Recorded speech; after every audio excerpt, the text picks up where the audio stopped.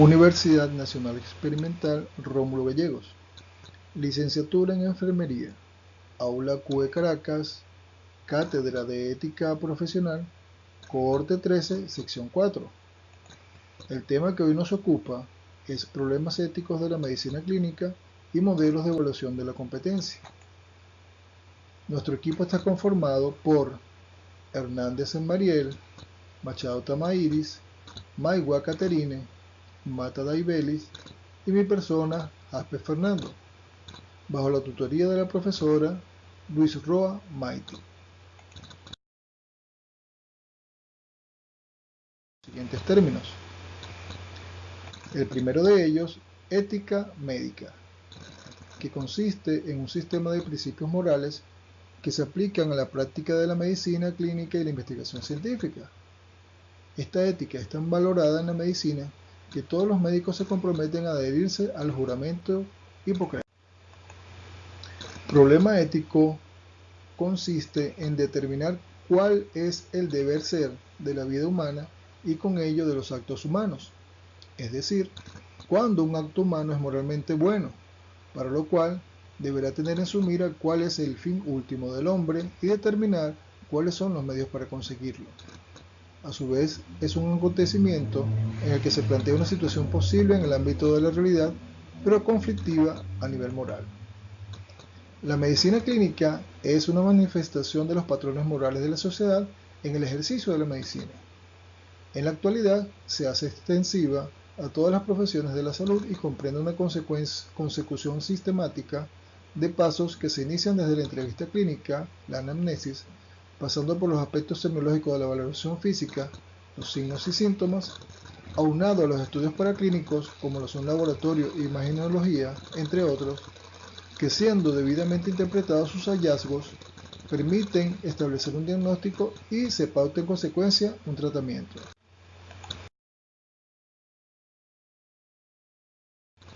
Los problemas éticos de la medicina clínica implica que desde la época hipocrática hasta la actualidad se han generado infinidad de documentos deontológicos para dar respuesta a los innumerables y complejos problemas éticos y morales resultantes del ejercicio de la medicina. Tal ritmo de cambios genera la necesidad de formar y doctrinar a un buen profesional sanitario. Acá se plantean tres tipos de razones de cambio o conflictos. El primero de ellos corresponde al progreso de la tecnología sanitaria. A partir de la década de los 60, la revolución tecnológica ha desembocado en la de quién puede, debe y tiene que tomar las decisiones que afectan al cuerpo de una persona, dando pie a que tal prerrogativa corresponde en principio solo a los pacientes. El segundo conflicto, en la ética médica clásica, la relación médico-enfermo se transforma en relación al sanitario-paciente, como un proceso de negociación entre personas adultas, ambas autónomas y responsables. De esta relación nace el llamado derecho del paciente, que se denomina consentimiento informado, donde el profesional tiene la información técnica y el paciente adulto la capacidad de consentir o decidir. El tercer conflicto corresponde al acceso igualitario de todos a los servicios sanitarios. De la mano de la distribución equitativa de recursos económicos limitados y escasos, los economistas aseguran que en el campo sanitario toda oferta crea su propia demanda, con lo cual el consumo de bienes de salud es en teoría prácticamente ilimitado. Conceptualizaremos los siguientes aspectos. En primer término, ¿qué es bioética? Se considera que los imperativos hipotéticos que derivan directamente del imperativo formal, de igual consideración y respeto de todos los seres humanos, pueden reducirse a 4 o formularse de 4 principios: autonomía, beneficencia, no maleficencia y justicia. La autonomía se expresa en el consentimiento informado, que básicamente consiste en respetar las preferencias de los pacientes en cuanto a sus preferencias en cuidados médicos. La beneficencia significa actuar siempre buscando el beneficio del paciente. La no maleficencia significa que señala la obligación de no perjudicar intencionalmente al paciente y es un complemento del principio anterior. Por último y no menos importante, la justicia señala simplemente que hay que evitar las desigualdades en el trato. La bioética médica es la parte de la bioética que intenta poner a punto todos los métodos de análisis y procedimientos de resolución de los problemas éticos planteados por las ciencias médico-sanitarias. Estos procedimientos han de cumplir como mínimo los siguientes requisitos. En principio, una ética civil o secular, donde las instituciones sanitarias están obligadas a establecer unos mínimos morales exigibles a todos. Ya no podrán fijarse de acuerdo con los mandatos de las morales religiosas, sino desde criterios estrictamente seculares, civiles o racionales. La ética pluralista es la que acepta la diversidad de enfoques y posturas e intenta conjugarlos en una unidad superior. Solo el pluralismo universal puede dar lugar a una ética verdaderamente humana. La ética participativa y deliberativa implica que la deliberación moral es un proceso racional de búsqueda conjunta y participada de la verdad. Es allí donde aparecen los comités asistenciales de ética. Acá se establece la participación directa de todos los implicados en el proceso de deliberación, tales como médicos, personal de enfermería, asistentes sociales, administradores sanitarios, inclusive los ciudadanos. La ética de la responsabilidad considera que hay un criterio absoluto en ética que es el respeto de todos los seres morales y por tanto de todos los seres humanos. Últimamente, este concepto se amplía, incluyendo a los animales e incluso a toda la naturaleza. La ética autónoma, considerando que el criterio de moralidad no puede ser otro que el propio ser humano, es la razón humana la que se constituye en norma de moralidad y por ello mismo en tribunal inapelable. Eso es lo que se denomina conciencia y voz de la conciencia. La ética racional, que no es sinónimo de racionalista, lo cual demuestra que la racionalidad humana tiene siempre un carácter abierto y progrediente, con un momento a priori o principialista y otro a posteriori o consecuencialista. La ética universal, la razón ética como tal, junto con la razón científica, aspira al establecimiento de leyes universales, aunque siempre éstas estén abiertas a un proceso de continua revisión. Fundamentación de la bioética. El principio básico de la vida moral es siempre el respeto de todos los seres humanos como fines en sí mismos y el respeto de las demás cosas como medios para los seres humanos. Acá es donde nace la teoría de los dos niveles, siendo el primer nivel el que implica ética pública o universal. Es también denominada ética de mínimos y corresponde a los dos primeros principios, como son no maleficencia y justicia. Es también llamada ética del deber o ética de lo correcto en función de lo incorrecto. Es llamado la ética privada o particular. Igualmente se le denomina ética de máximos y conjuga los otros dos principios, como son autonomía y beneficencia. Es también llamada ética de la felicidad o la ética de lo bueno que contrasta con lo malo.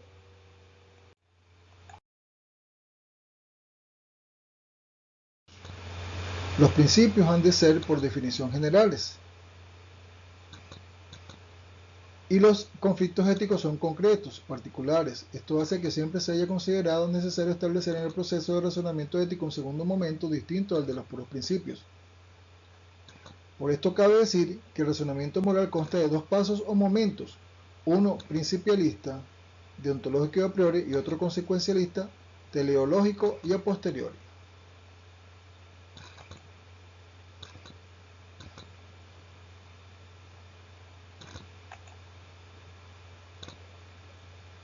Los principales representantes del primer grupo, es decir, el deontológico principialista, son James E. Childress y Tom L. Beauchamp, quienes instauraron la teoría de los cuatro principios y se refieren a lo que implican las normas. En el caso de los teleólogos o a posteriores, es lo que implica son las excepciones, y uno de sus principales representantes es Jeremy Bentham.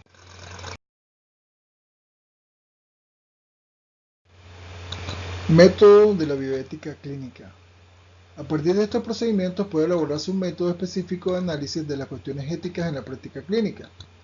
Este método habrá de partir del estudio de casos concretos y por tanto de historias clínicas, o una historia clínica suficientemente amplia como para dar cabida a los problemas morales. Una muy recomendable es la historia clínica orientada a problemas, de Lawrence L. Witt, año 1968, ya que permite identificar los distintos problemas de un paciente, ya sean estos biológicos, humanos o éticos, y seguir la evolución de cada uno de ellos.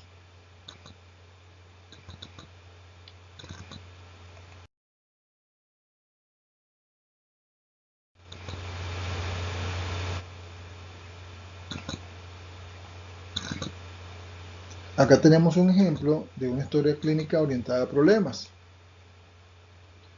Su estructura comprende 4 aspectos, como son base de datos del paciente, lista de problemas, notas de evolución y las hojas de flujo.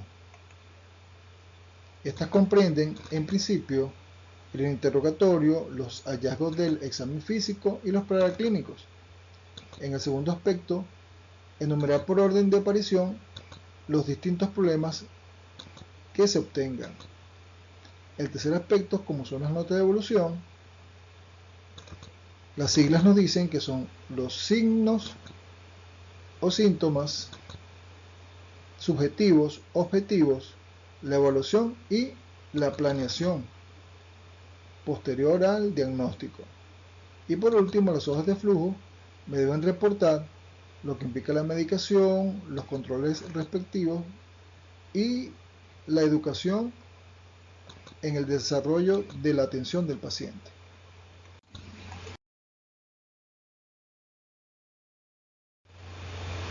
Procedimiento de toma de decisiones en la ética clínica. Se presentan 4 apartes o aspectos a definir. El primero de ellos es el sistema de referencia moral, donde aparecen 2 premisas, como lo son la premisa ontológica y la premisa ética.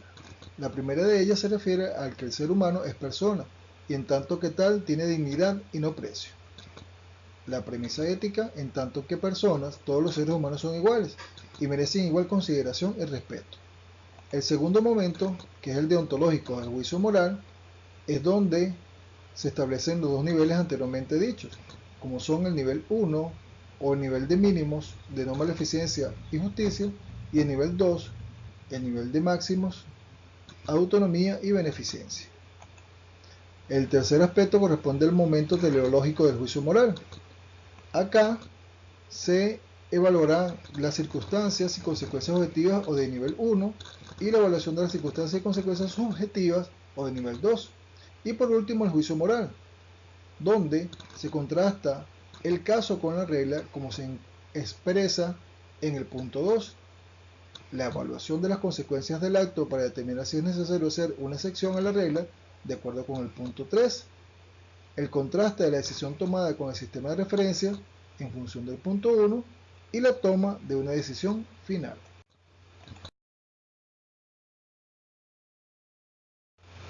El modelo de evaluación de la competencia comprende 3 categorías. La primera de ellas corresponde a los pacientes con nivel de competencia mínimo. Y en cada una de estas categorías se van a valorar 4 aspectos, a saber, criterios de competencia, son competentes en esta categoría, son incompetentes en esta categoría y decisiones médicas que pueden tomar. En esta primera categoría, en los criterios de competencia, tenemos que la conciencia básica de la propia situación es el primer punto a tratar. El segundo corresponde al asentamiento explícito o implícito a las opciones que se le imponen. Son competentes en esta categoría los niños, los retrasados mentales, los dementes seniles moderados. Son incompetentes en esta categoría los inconscientes, los comatosos e individuos en estado vegetativo permanente, igualmente los autistas.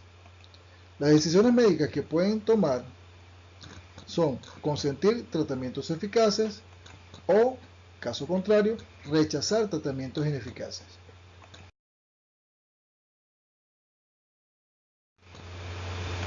Que corresponde a los pacientes con nivel de competencia mediano, los criterios de competencia son compensación de la situación médica y del tratamiento médico, capacidad de elección basada en las expectativas médicas. Son competentes en esta categoría los adolescentes de más de 12 años, los retrasados mentales leves, ciertos trastornos de personalidad. Son incompetentes en esta categoría los trastornos emocionales graves, fobia al tratamiento y las alteraciones cognitivas. Las decisiones médicas que se pueden tomar son en principio consentir el tratamiento de eficacia dudosa o rechazar tratamientos de eficacia dudosa.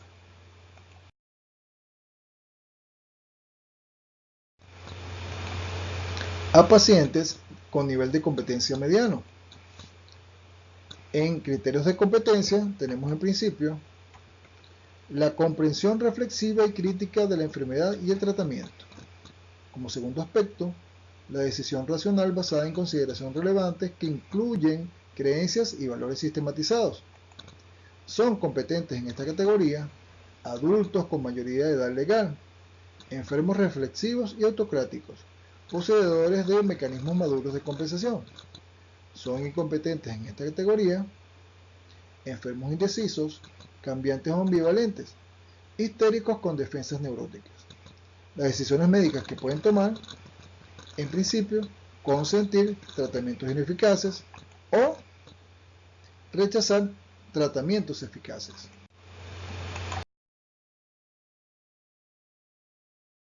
De ética, llamados también comités asistenciales de ética, con sus siglas CIE y CAE respectivamente.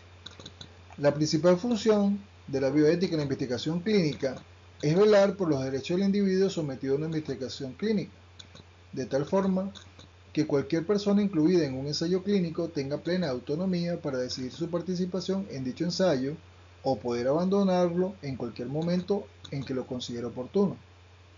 Por eso conviene que las instituciones sanitarias tengan instancias específicas de resolución de conflictos morales, que además eviten que estos traspasen los límites del ámbito sanitario y lleguen a los tribunales.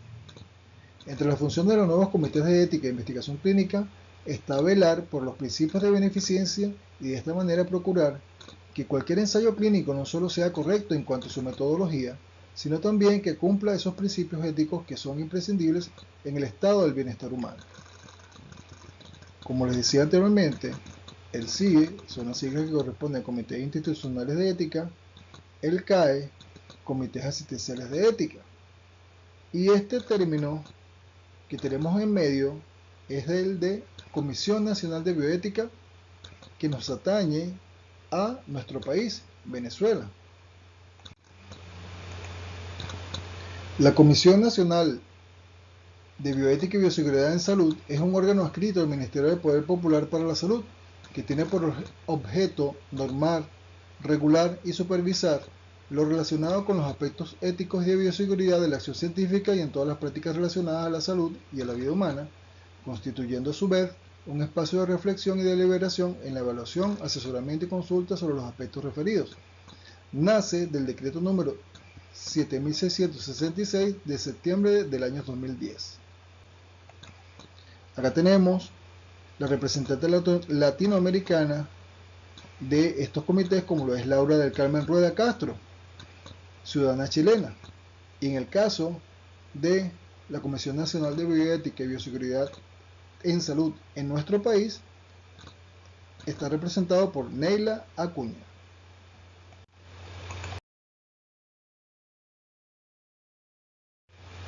Para finalizar, le dejaremos la siguiente reflexión, la cual viene de la mano de el cardenal John Henry Newman, quien fue beatificado en el año 2010 por el entonces Papa Benedicto XVI, quien nos dice: si la conciencia tiene sus derechos, es porque también tiene sus deberes. Gracias por la atención.